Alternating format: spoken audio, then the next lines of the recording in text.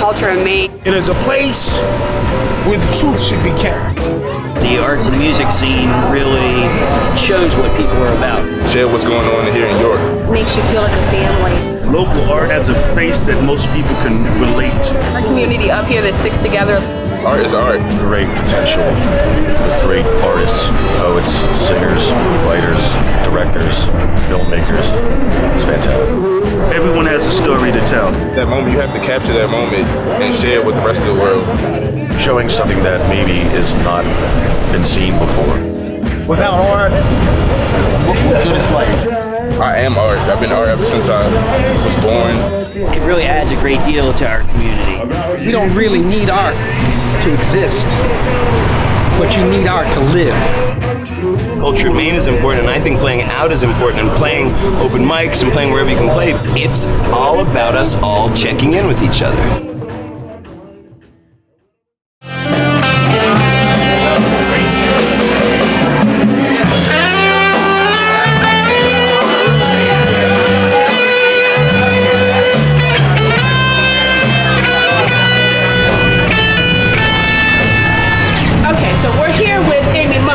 Of The Trouble with Amy, Culture in Maine's most fabulous music spotlight. And we're also here with Chris Kostoff, who is one of the most inspiring and transporting musicians of the York music scene. So I figured we just caught him at the Holy Hound. He's pretty amazing, and we needed to just check up with him a little bit and see what's going on in the world of Chris Kostoff. Chris Kostoff, what is happening in the world of Chris Kostoff? Well, the world of Chris Kostoff is sitting outside the Holy Hound with you.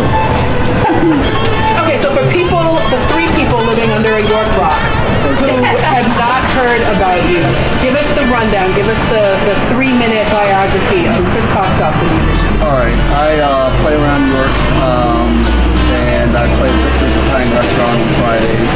For how long, Chris? I've been there for like 4 years or so, 3 or 4 years, and before that I played the Cap every Friday for about 6 years or something like that. And I play around like on Saturdays here and there in York. I usually only play in York. I mean, I don't promote myself. I don't have a website. I'm not on Facebook. Yeah, me too. Recording or anything like that. We don't rehearse. There's no band. It's just. So is there a particular reason for that? Why is it that as a musician you are so anti the different established marketing? Let me ask also, does it have anything to do with 2,000 people that are impacted in the Holy Hound tonight? Well, even though there's almost, it feels like 2,000. Almost with no advertising necessary. Right. How does this all happen? Well, just by focusing on the craft. I look at it like if you focus on doing something well, I mean, regardless of whether it's, people like it or not, I mean, you can have a chef that makes some amazing dish that no one else can, make, but if only 3% of the population likes it and calls it great, is it really? I mean, that's why we started doing a lot of pop tunes, so people can recognize the melody. Because you think about it, back in the day, when Coltrane did My Favorite Things, that was a pop song of the time, and he did it in the jazz idiom, which was an instrumental style, stylistically, to that time. We're doing instrumental tunes in a hip-hop kind of, that type of funk vein, because that's what's popular now. Funk flavor jazz. Yeah, but people recognize how skilled you are and how good it is because they see, wow, that's a complete reinvention of something that I'm already familiar with.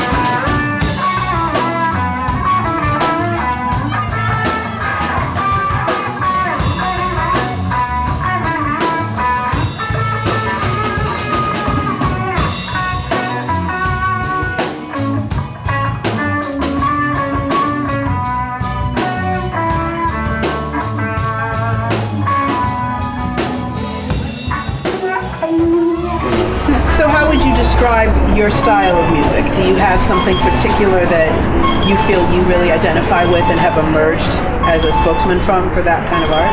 Well, I'm finding that as I'm getting older, I'm becoming more, I don't want to sound like an asshole, but like adept on my instrument. You know what I mean? Okay, Like yeah. I'm able to do things now that I never thought I'd be able to do just simply from playing and practicing, you know, because I practice.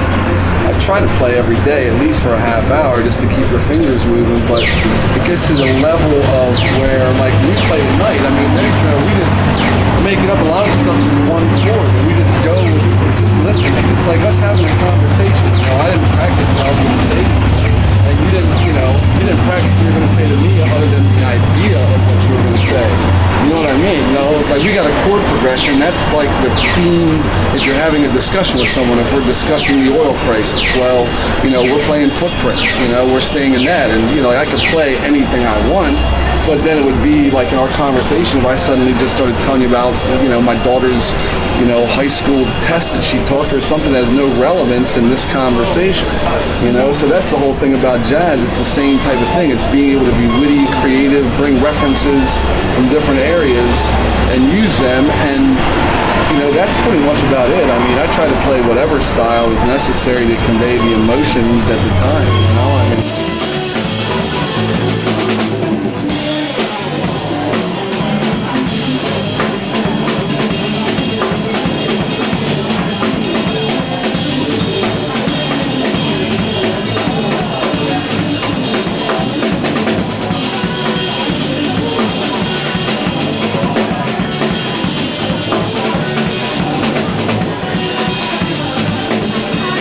jazz is more conversational than some other types of music because Well, it does have more between the artists? Yeah. Oh, yeah, absolutely. It's the only conversational. I mean, you know, you have the jam idiom, I guess, which derived from jazz. The principles of just, you know, that spontaneous interaction. But the thing I like about jazz is jazz pulls from outside harmonic references. You know, that's the thing that I've kind of, you know, I mean, the Dead's great and everything, and Jerry did a lot of stuff, but, you know, like all the diatonicism to the music where it's just all in, you know, they're using 7 notes, you know, instead of all 12, and, you know, drawing from these different scales and stuff, and, you know, like that type, and the whole kind of jam idiom kind of is in that same vein where everything's pretty diatonic, and it's cool. You know, there's some great shredders and great players and great music in that style, but you know, I like edge and just I like jagged, wrong sounds. You know, And they're funny. Yeah, right. Exactly. I mean, it's just you know, you just got to be able to bring it back. That's the whole key. If you can't bring it back, then you know, then you're lost.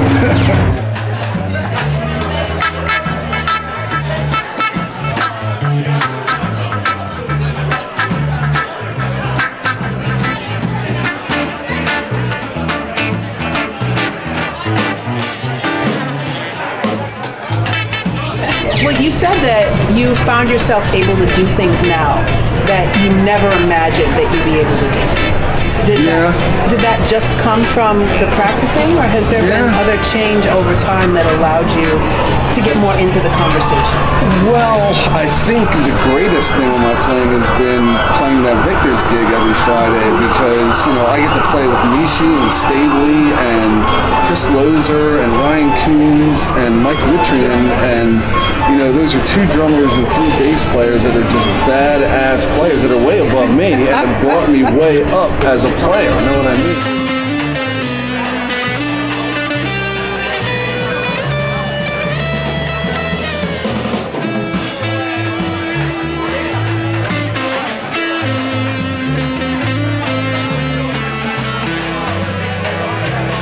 Playing that when I was about 17, and that would have been in 90. So around 91, 92, I think. I was about 18, 19.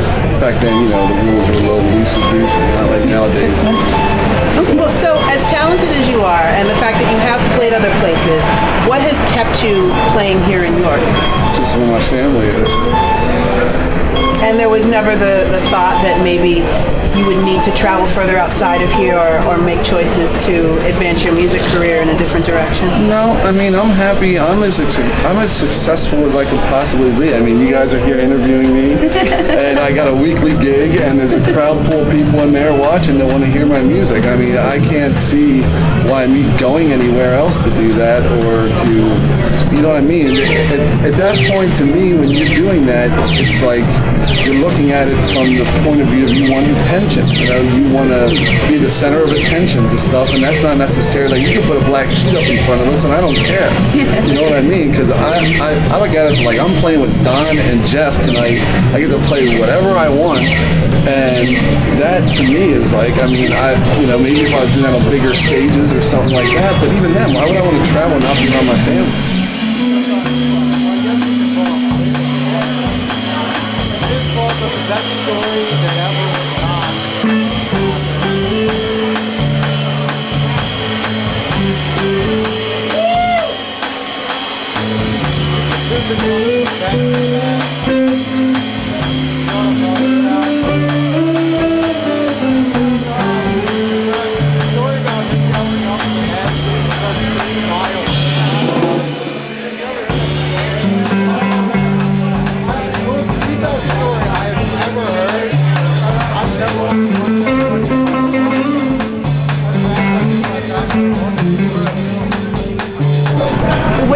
About the audiences in York when you play here? Do you feel like they're able to get what you do and appreciate you? Here, yeah. Victor's, yeah. It depends. It's like York is kind of a weird thing musically. People are very uptight about paying a cover, which pays the musicians, which if there's no musicians playing, then there's no live music. And, there's you can't substitute live music for anything on the net, or, you can look at it and be there, but to stand in the room with the people, feel the vibrations of the instruments, and if no one's going to pay for that, that's the thing, I would gladly pay $5 or $10 anytime I get to see anybody that's playing, because, that's what they're doing. They're forwarding the art. They're forwarding, if there's nobody playing, then there's no one to come out to see anybody play, and it's all a cycle.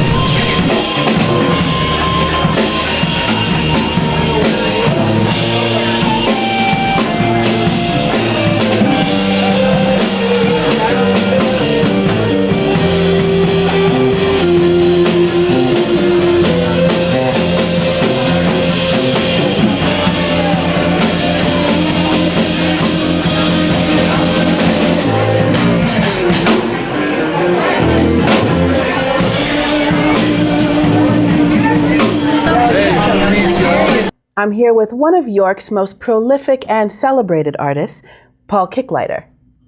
Now, you brought with you today a really special collection of pieces to not just illustrate your style, but also some of the things that really motivate you in the creation of your art. I know you described yourself as an expressionist. Yes.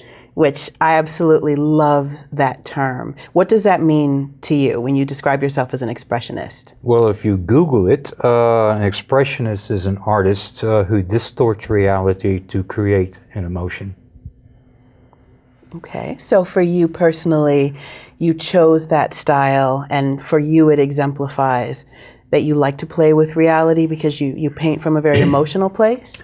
No, I didn't choose the style. The style actually chooses the artist.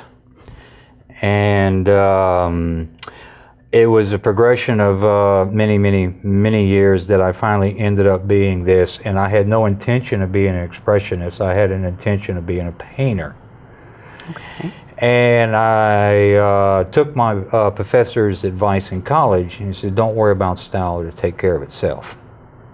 Okay, so you actually started studying art right from the gate, so to speak. Right from the gate. I was about 13 years old when I got interested in art, and by the time I was 17 or 18, I was a very avid drawer. I was quite advanced.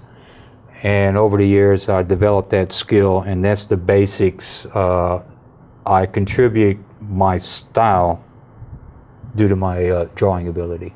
Now, I actually have had a couple of other artists that we recently spoke with that said that drawing for them was truly integral in the composition and balance that they then brought to their painting. So you still believe, even working outside of quote-unquote reality, that having those drawing skills and those years of technical experience is vital even to creating this style of art? Yes, I believe it's vital to creating any kind of style of art, from abstraction to sculpture, Drawing should be, I think it should be more emphasized in training. There's the Academy of London, which is an art school at the turn of the century. If you look at the paintings and the illustrations from the turn of the century in the late 1800s, you will notice there's a remarkable difference between the knowledge of anatomy as compared to the knowledge today.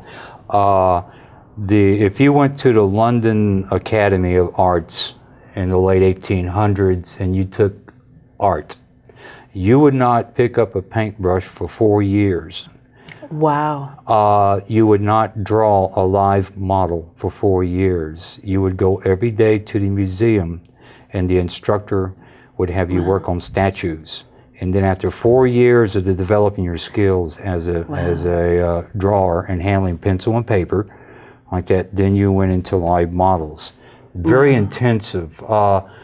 Monet said that, no, it was Manet. Manet said, anybody can learn to paint in 3 days, but it takes 30 years to learn how to draw. And there's some truth to it, because drawing encompasses so much of space, and it encompasses, you have to get familiar with space, negative space, positive space, perspective, two-point perspective, force perspective, and there it goes on and on and on. And you have to work so hard at it.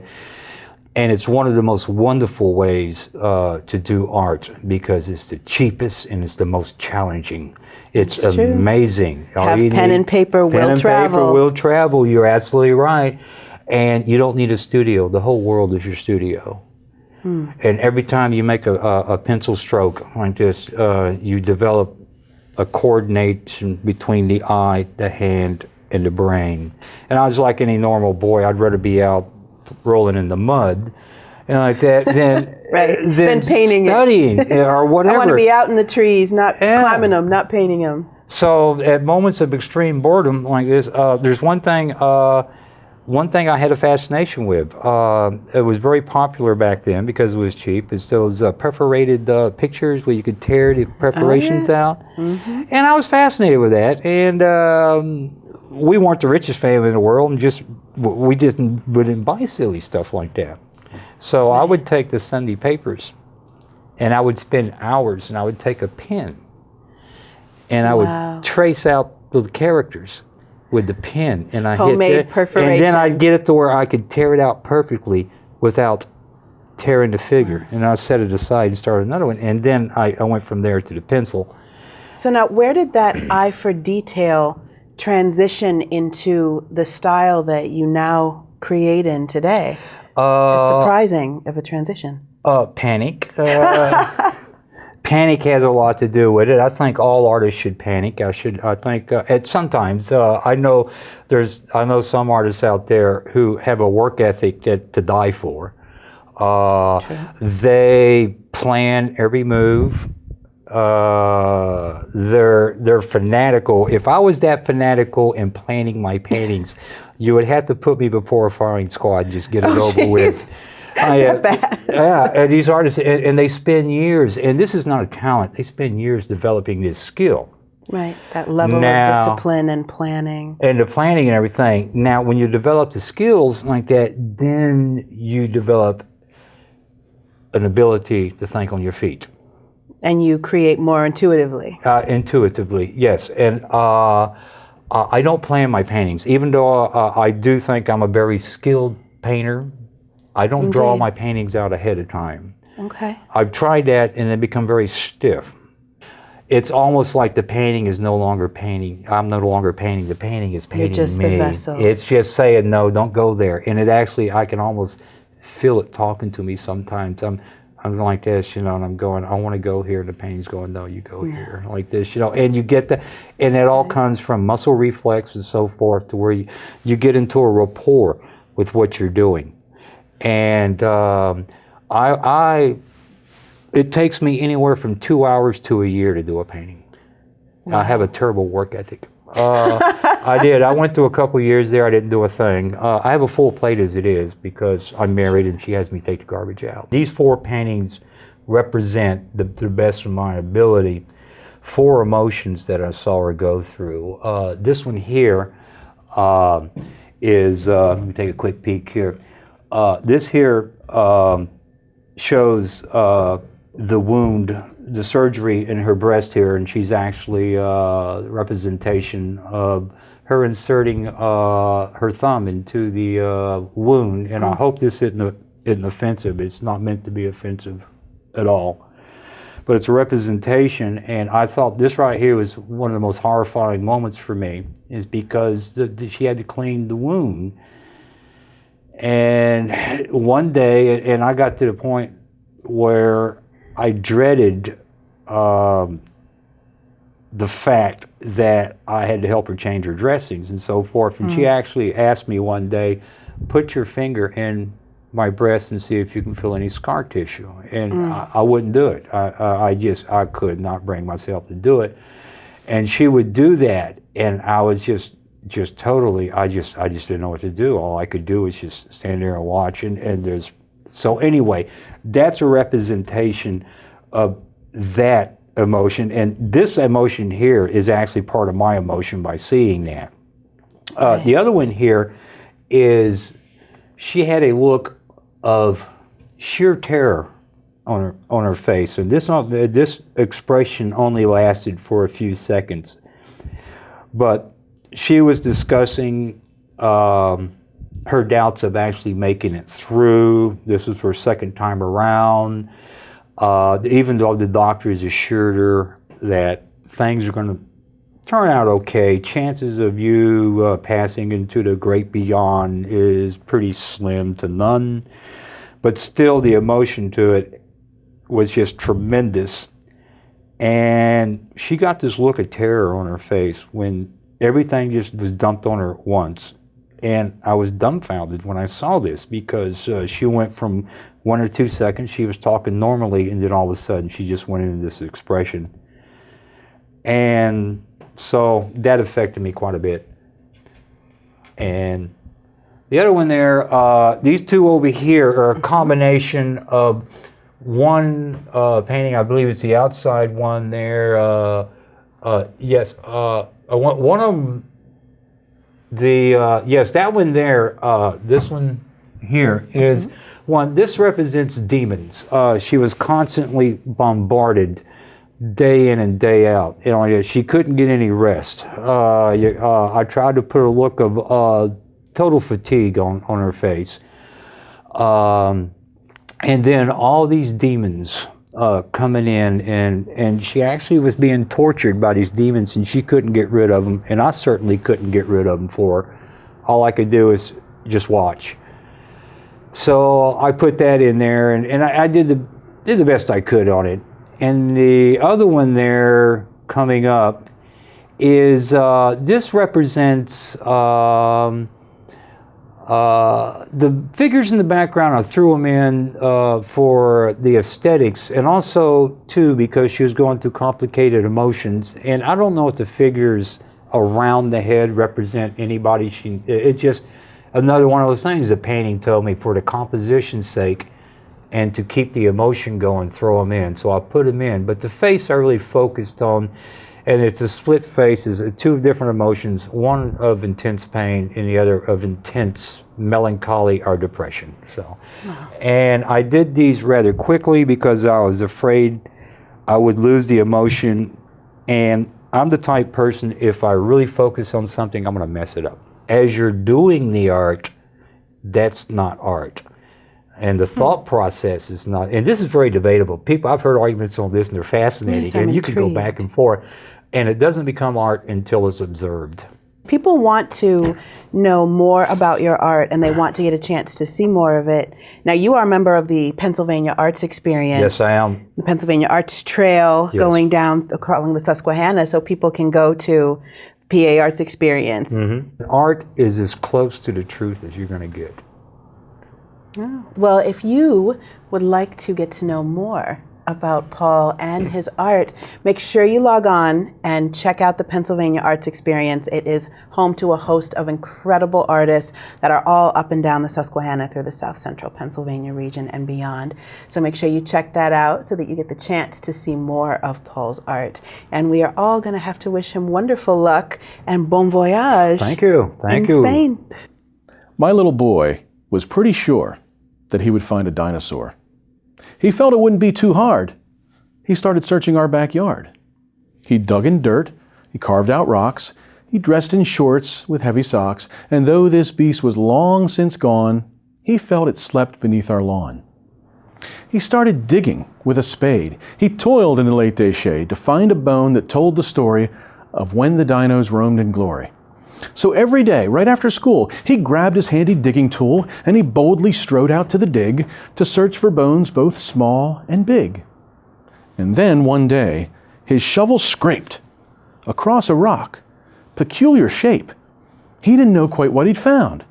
He coaxed the relic from the ground. And there it was, one precious bone. He hoped it wasn't there alone. Most every day another bone was found beneath the rock behind our home. One single tooth could be enough to tell if this chap had the stuff to stalk and catch its luckless prey. A carnivore is what we'd say. But as he dug, he came to see these bones could never ever be a flesh eater or beastie fierce. It hardly had the teeth to pierce. It much preferred to have for lunch some luscious plants on which to munch. It lived in herds to thus protect the younger ones that foes detect. This dinosaur lived long ago, before we had that lawn to mow, before our house and neighborhood was built from bricks, cement, and wood, before there was a street at all, the dinos lived and then would fall. And what are left are bones to tell just when and where these dinos fell. These bones that slowly turn to stone remind us that we're not alone. This world was once a steamy place long before the human race. And this is why my boy did search amongst the oak, the pine, the birch. Behind our shed, he found his quest, not even taking one day's rest. He knew it'd be no easy task, and as for help, he never asked. And though the ground was not so porous, my boy unearthed a Stegosaurus. When Brontosaurus bones were first discovered, we felt quite sure new facts had been uncovered, for here we had a skeleton so splendid, the man that named the beast would be commended. His name was O.C. Marsh, and he suspected these bones that were retrieved and then inspected were something humans hadn't yet confronted, so for a fitting name, he searched and hunted. The name begins with Bronto, meaning thunder. Its massive structure filled O.C. with wonder. It must have shook the ground as it went strolling. Just think about 300 bowlers bowling. Now here is why a fuss was then created. It seems dear Bronto was just a tad belated. 2 years before, a textbook will assure us, a bone was found that Marsh named Apatosaurus. Now, it took a couple years for folks to figure that Bronto was the same beast, only bigger. And since Apatosaurus came before it, that Brontosaurus name, let's just ignore it. So next time Mom or Dad proclaims it Bronto, you can gain respect from them quite pronto. Just tell them Brontosaurus isn't proper. Apatosaurus is, and it's a whopper. We are back with the man behind the dino rhymes. Literally. Right, we are Behind the literally dinosaurs. behind the dinosaurs right now. Which, do you just travel with these in the car? Just, you never know when you might have to whip out a A Brachiosaurus or, yeah. Cretaceous creature? Beast. Yeah. No, they travel with me. They don't take up much room and they don't eat much. As opposed to their bigger brothers. Right, so straight up facts. You and your son. Ethan. Who is Ethan, who is, being a responsible student today, I assume. Exactly. I tried. But he said, Dad, no, I have to go. I have to go to school. He likes school. Well, hey, you did something right. I don't know. I'd like to take credit for it, but I don't know if I can. So now you and your son, Ethan, created this series starting a few years ago of your poetry, your instructional yet humorous and fun dinosaur poetry with his original pieces of art, and we have now moved through volume 1 and 2 and 3. Right. And we get to watch not just you guys branch out into more exciting dinosaurs and other creatures of the early times, and we also get to see Ethan as he's growing up, basically through these books. He was 7 in the first book. Yes. Right. Somebody now- said something interesting a few months ago when they were looking. We had volume 1, 2, and 3 lined up, and they were looking at the cover art, and they're like, "It's very interesting how his art has evolved." You can really see the growth said, and progression. That's a of his great skill. word because evolution Right. is a neat thing to say. So yeah, he still enjoys doing it. He was challenged with volume 3 because we were given a deadline since we were now working with an official publisher, and they said we need these done by this date. And I said, Ethan, you have a job, and the job entails you to have these pictures finished by this date. And we got to the date, and we're a couple days prior to it, we're going, we still got a lot of pictures to do. So he drew them quickly, and then went over them with black Sharpie, and then went back and painted over top of the Sharpie, which is interesting. It's sort of a reversal of how he had been doing it. But he churned them all out. We hit the deadline, and the book launched, and everybody's happy. Nice. So now you started off initially self-publishing and then moved into working with Sunbury Press. How did you make the leap to the big press? Well, we had done 2 books. We were having fun going out and presenting them to people, schools, libraries, whatever. And it just so happens like you meet people as you do these things, mutual friends, and they said, you should talk to them, and that person said, you should talk to this person, and we ended up talking to each other. I actually had a meeting with them to discuss a completely different project because I needed to find some children's authors for me to interview, and he said, well, what about your stuff? And I said, well, here it is. He goes, this is intriguing. So that's sort of how it all came to be. So now you actually are another TV host. You didn't just come across your skill and charm and presentation ability by spontaneity. I didn't come here to get complimented, but I'm glad I did. You'll take it. Decided to network with other children's authors because I felt like we were all doing the same thing. We're all going out, presenting to schools, presenting to libraries, doing these things, and I thought, well, if Harry over there does it that way and Jane over here does it this way, wouldn't it be neat for us to sort of trade, war stories of how to do things better? And that led to me creating a show called Children's Book Blast, which takes place on a monthly basis. I interview 2 children's authors. Sometimes they're both in studio. Sometimes one of them we Skype with live. So I have fun talking to a screen. But nice. That Very sort natural. of grew out. Yeah, it grew up. Well, for me, I can talk to a rubber dinosaur and it's natural. That's true. So screen is, a live person on the other end, that's a luxury. So that all happened, and that's been going along real smoothly. We have some interesting things coming up. We're going to begin to take the show on the road. We're going to be in Doylestown next in March. We're going to start moving around to Pittsburgh, Philly, and find some interesting venues to be out. So it's an exciting time, and we're looking forward to sort of meeting people all over the state, continuing to grow our network of other children's authors. And so Book Blast is on PCN. PCN comes out every month. They tape it, they air it. It's not every Saturday at 8 p.m. It sort of shows up where it will, but check local listings for PCN. The magic of television. Yeah. And I just tell people, I said, look, go to our website, check out our website. I keep you updated there, or follow me on Facebook and Twitter, and I'll sort of give you a heads up of when something's happening, whether it's a live event or whether it's a broadcast event. So what made you decide that you wanted to create this series? Did the idea of wanting to do something with Ethan first come up, or was it just the love of the dinosaurs that came up? I mean, that's sort of an unusual topic choice to decide to build around. It's a good question that lots of people forget to ask me. They ask me They just assume that you started off writing about spontaneously. I dinosaurs. woke up one morning and there they were, standing, ready to go and say, write about us. I'd always been fascinated with these animals just my whole life. And years ago, a friend of mine who owns a toy store in Hummelstown gave me a gift of a dinosaur because I agreed to do a speaking engagement for him. Do you remember the book Madeline? Yes, of course. He asked me to read to some, at a tea party, I read the Madeline book to some kids. And I come off, the mic, whatever, walk over, and he goes, good job. He goes, here. And he hands me a model T-Rex. I'm like, wow. No one ever gifted me a T-Rex before. That's But it sweet. set off something, and that rascal, I ended up going back to his store and buying every single other dinosaur in the collection. So he knew what he was doing. But what it did was, it sort of sparked that long desire for me to stay interested in these animals. Then my son comes along afterwards, sees my collection of dinosaurs and say, you know, Dad, what are these things? Well, let me tell you about this. Brachiosaurus, T-Rex, Corythosaurus, and he has now taught me a lot about dinosaurs because he's forced me to do research. I know more about dinosaurs than I ever have. And now that he's 14 and he's still drawing pictures of dinosaurs and getting a little bit, as we say, the evolution of his artwork, Right. he's still interested in it.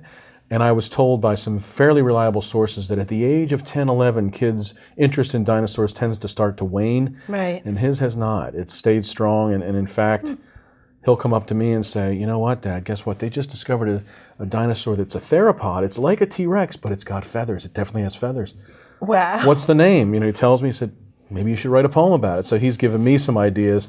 And it's a fascinating father and son project, to say the least. Oh.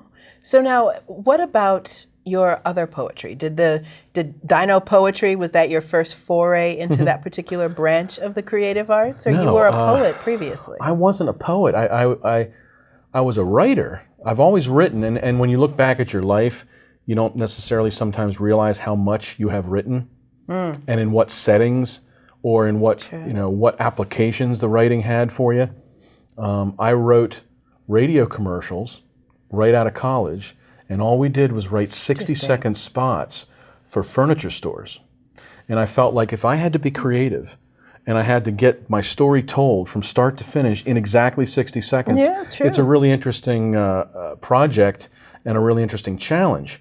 So from there, I continue to write, not really formal things, but just I always wrote. I always wrote little notes and things like that. I was in bands, and I was the drummer, so they came to me for lyrics because the guitarists were too pent up and too emotionally unstable to, emote.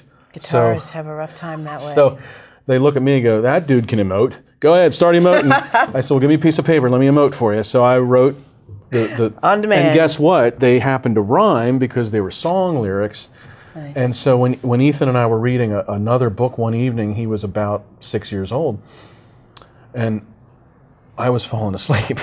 Not because it was late, and he was falling asleep, not because he was tired. This book was killing us. And we're like going, and I'm glazing over, and it's sing-songy rhymes, and it wasn't clever like Seuss. It wasn't clever like you could make up a word to rhyme. This was bad. And I looked at him, I said, Ethan, I kind of apologize. I should have pre-read this before I read it to you. I said, you know what? Let me go downstairs. I'll type something up for you. Give me 15 minutes. I know I can do better than this. He conks out. I go downstairs. I start typing, hunting, pecking, and coming out with stuff. And the first things were really silly, like the book. Right. Ethan Bleethan, you're my child, even though you're acting wild. Silly stuff like that. And then I came up with this. Let me write a story about him going into the backyard and digging up a bone about a Stegosaurus. And that became the first story in the first book, called Backyard Dig. Aww. And he gets up the next morning after I finished it, and I said, I got a story for you, but I need an illustrator. He goes, what's that? I said, draw pictures for me about the story. So I read it to him, and he drew me some pictures. And we stapled it together and said, hey, we got a book, isn't this neat? We showed that to a couple people, and they're like, this is cute. Did you do any more? Well, yeah, we did a couple more here, and we stapled them all together. We had like 5 or 6 or 7 poems. They said, can we get a copy of that? I'm like, well, let me go to the copier machine Saturday, and I'll see what I can do for you. Got to come up with a cover. And that's when we decided, you know what, let's just go ahead and self-publish this thing and have a little project, a little time capsule of our time when he was 6, 7 years old. So we kept doing it. We kept having fun with it. People kept saying they enjoyed it. He kept liking to do the art. I kept enjoying doing the research, about this particular animal, 5 stories high. What did it eat? How do you fit that into a poem? Right, yeah. How do you pronounce this thing that starts with a C-O-E-L? It looks like Coel, and it's pronounced CeeLo.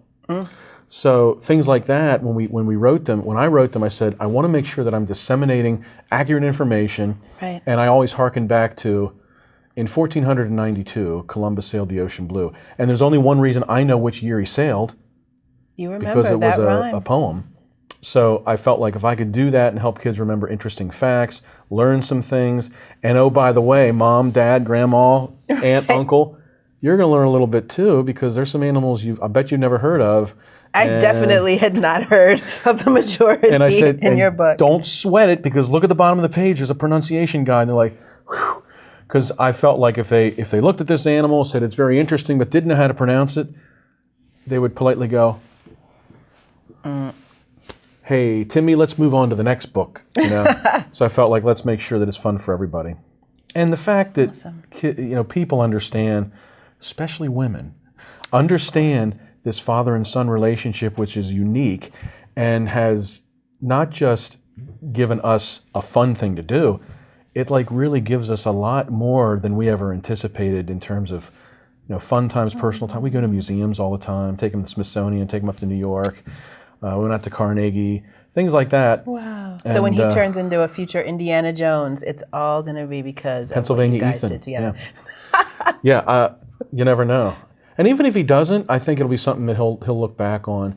And the feedback that I've gotten is perfect. That is, people say they can see the love, they can see the relationship when they read, even if it's not about a father and son in the poem. Sometimes I'm writing about a rock band that Styracosaurus happens to be the lead singer.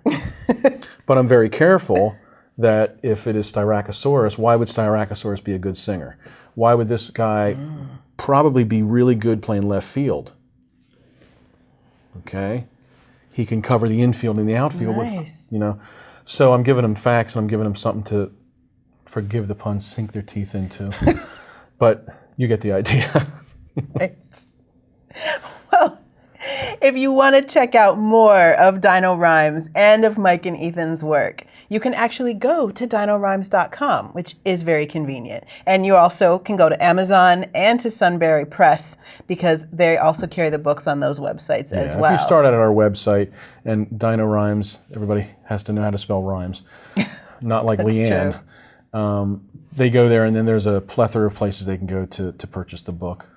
Nice. But we'd love to see them come out to one of our events. Exactly. We have fun with that too. If you want, they travel, they will come to the school, they will come to, you guys go into schools, you go into bookstores, you go into children's events and clubs and living daycares, rooms, pretty much anywhere where there's kids that need some dinosaurs. This is interesting. We're talking to some retirement centers, because I look at it this way, that retirement centers maybe have a challenge of creating an atmosphere of fun and games for the grandkids or the nieces and nephews to come visit grandma, grandpa. And hey, we can do a dinosaur thing with them and have it really fun, and everybody gets to learn something. Best family day ever. It'd be dino-rific, I tell you. The history of dino finds is filled with famous men, and all details are shared in terms of who found what and when. So when new species are announced, producing instant fame, quite often the once unknown man becomes a household name. But there once lived a woman that would come to redefine how best to go locate a bone and then solve the beast's design. Her name was Mary Anning, and she had this special gift, and though she had ability and sense, it caused a rift. You see, back in the 1800s, no girl could attain an open door to science, which was clearly man's domain. So even though she was the one to find and prep a bone, she's not exactly prominent. She's practically unknown. When she was just 12 years of age, her brother found a skull. So she then sought and found the rest of this strange animal. She dug it up and lined it up, and soon she felt quite sure that what lay right before her was one awesome ichthyosaur. Now, it was a fish, but not the kind she'd ever come across. It had huge eyes, a croc-like head. This fish was clearly boss. Now, it turns out this was a specimen, the best example found, and Mary soon became the most important girl in town. Her talent led great men of science right up to her door. They all came seeking her advice on which spots to explore, and she was glad to offer any help that would assist, for though she lacked the schooling, she was quite the scientist. Discoveries kept piling up, Dimorphodon and more. She dug up ammonites and sold her seashells by the shore. She found some stones she felt were kind of different. Now here's the scoop. She helped decide it's coprolite. That's right, It's dino poop. Her breakthrough finds so critical put science in a bind. They can't admit a woman, but in time, they change their mind.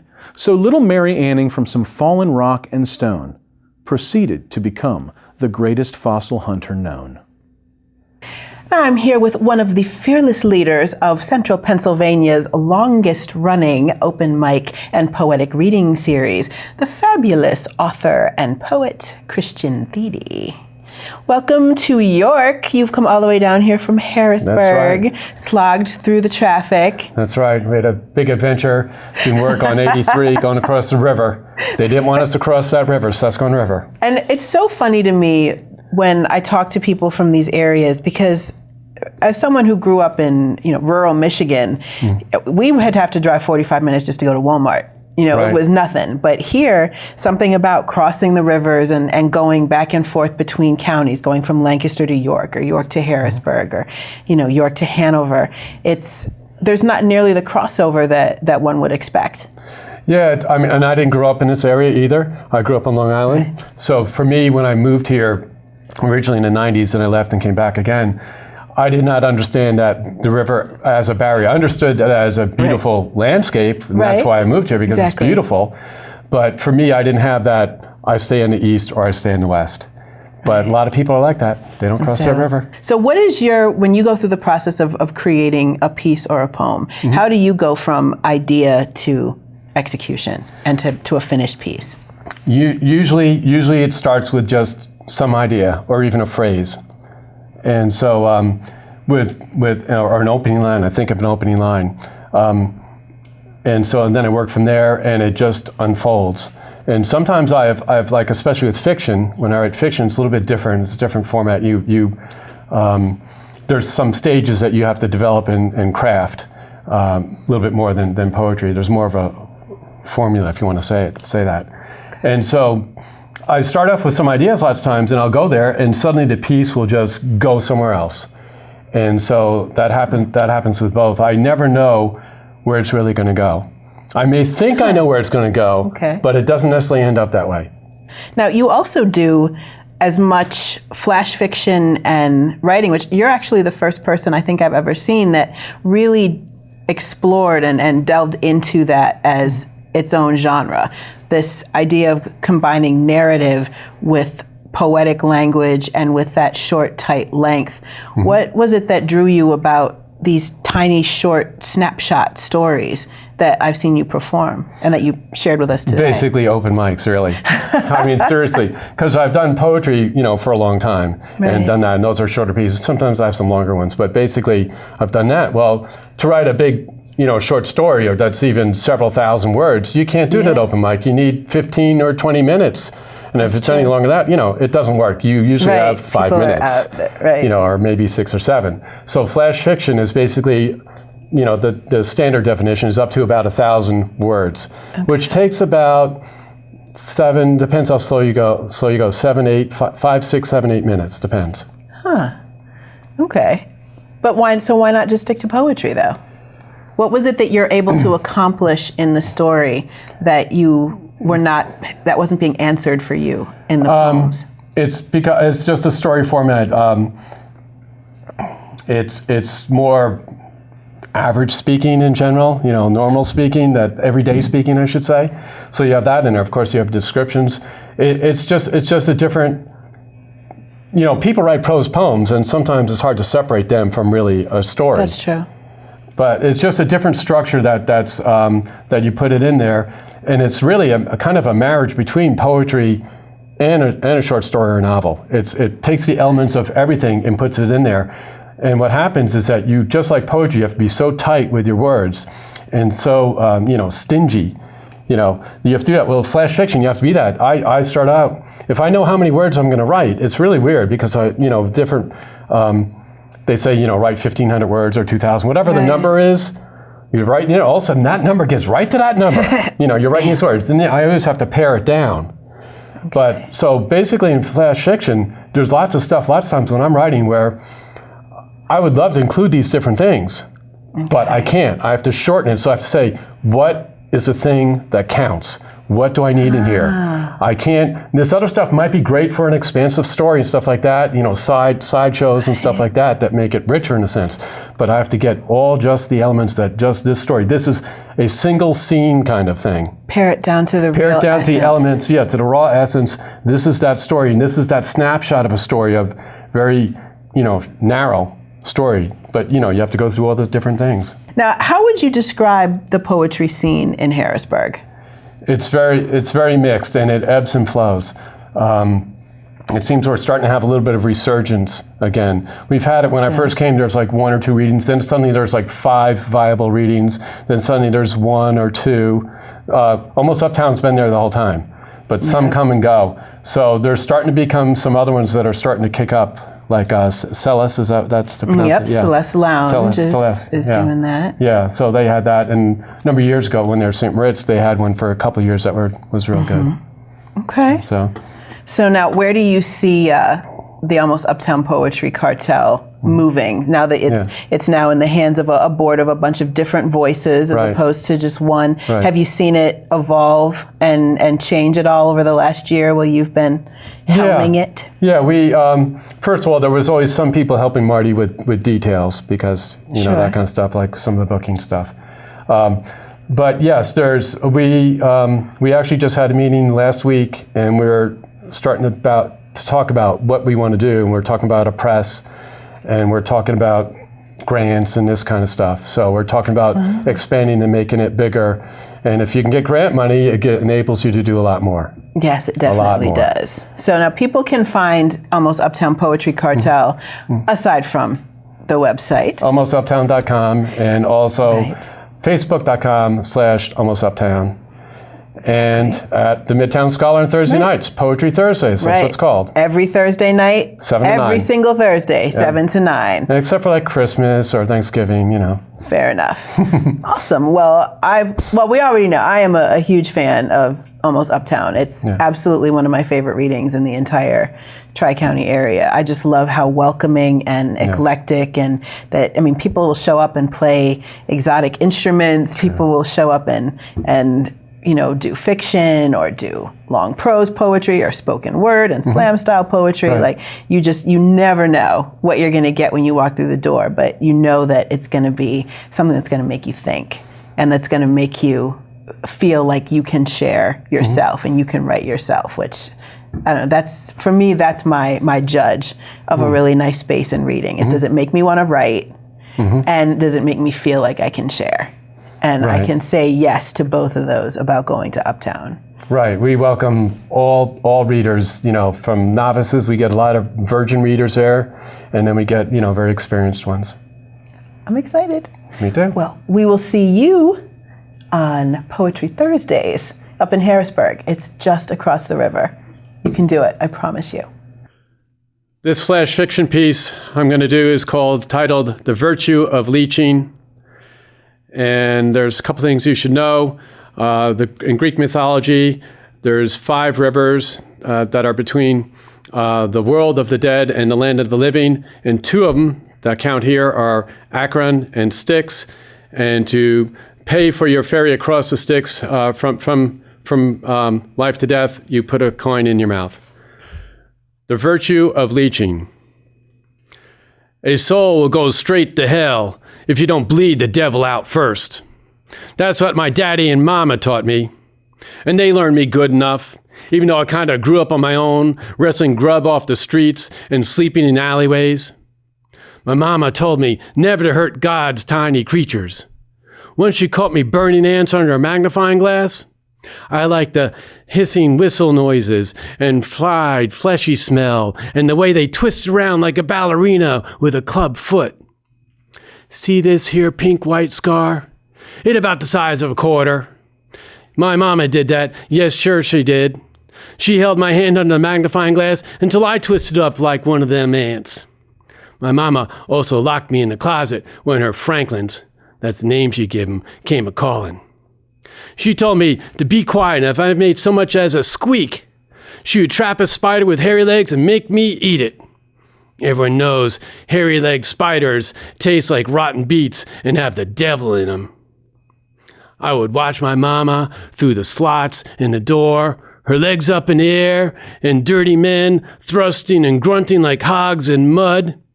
Go to bring to mind a green, scummy pond. I told my mama, sometimes it sounded like she's being stabbed with a knife. She told me it weren't nothing. She didn't feel a damn thing. The color purple make my daddy laugh. He especially liked to see me purple when all whiskeyed up.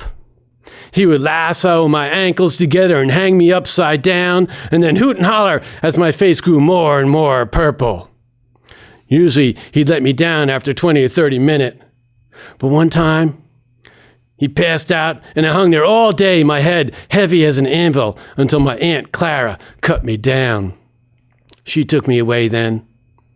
People say Aunt Clara was crazy, 'cause she bounced around like she walking on hot coals.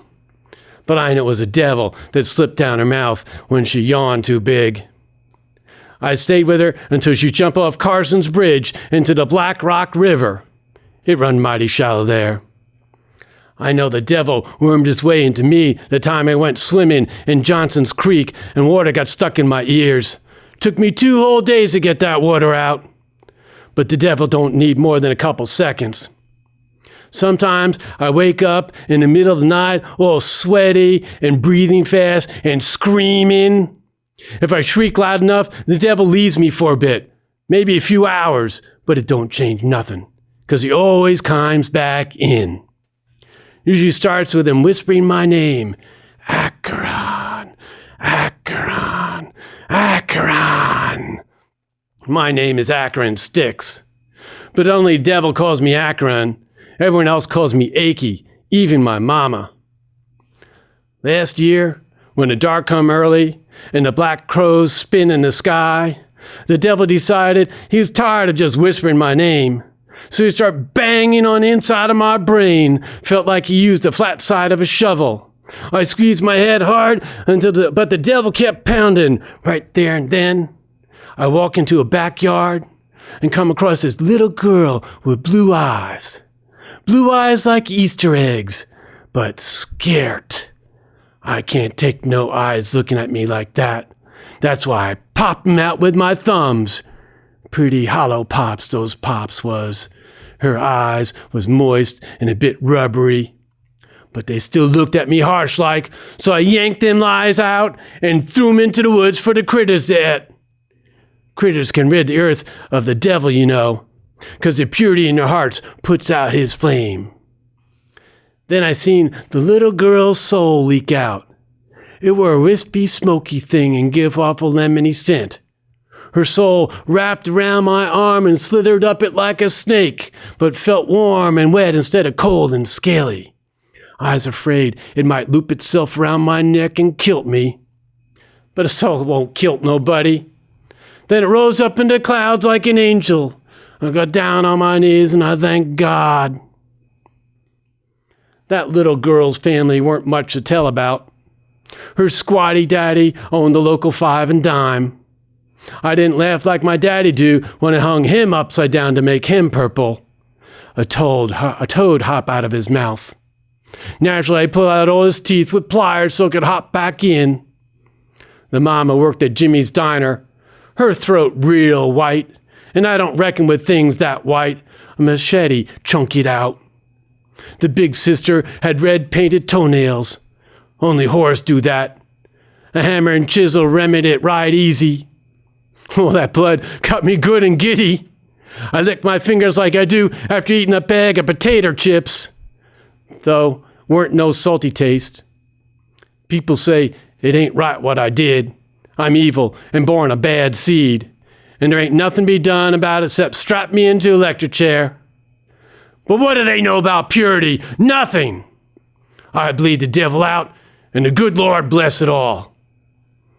Y'all must wonder if I feel any remorse. I guess I do, little. I wished I were an animal, so that I could be clean and free and not tainted, but I ain't. I got the devil bound to me, and he ain't about to leave, so I'm bleeding him out. Bleeding him out. My soul wants to lift out now. I got a gold coin under my tongue to pay my entry into heaven. I hope it's enough. Thank you for joining us once again on the corner of Culture in Maine. We're so glad you joined us, and we want to hear from you. So find us on Facebook, Culture in Maine. Make sure to click like. Send us an email with your comments or suggestions. Let us know what you liked, didn't like, or what you'd like to see on cultureinmaine@gmail.com. We're also on Twitter, where you can get all the latest updates about what's coming up on your favorite shows or when new videos or photos are posted. So make sure to follow us on Twitter @CultureInMaine. You can also log on to WRCT.tv, and you can find our show website with all of our updates and latest information. You can order DVDs there, and you can find out what's going on with your upcoming shows and your favorite past guests.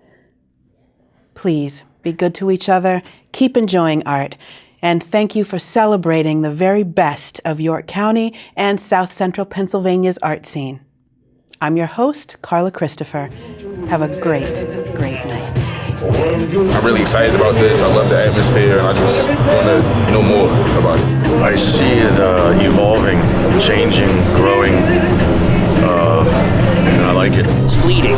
Once it happens, once a song comes out, once a poem comes out, it'll never come out the same. Something like Culture in Maine is documenting what's going on in a way that will have that lasting staying power. It just breeds health, growth. It's a necessity. It's a necessity, yes.